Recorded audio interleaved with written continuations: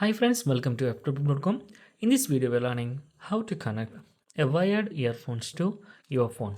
This is my OnePlus 70 and you can see here there is no headphone jack. It is Type C and the speaker grill.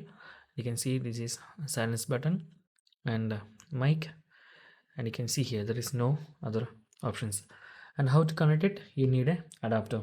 You can simply purchase adapter which is support 3.5 mm jack and these types of adapter you can see here, and this is multiple adapters is available here, like this type. This is wired one, type C and 3.5 mm jacket. So how to use it? It is very simple. Just connect it. Okay, after connecting you can see the symbols. No symbols is have arrived. Okay, and just connect your 3.5 mm jacket to these sections.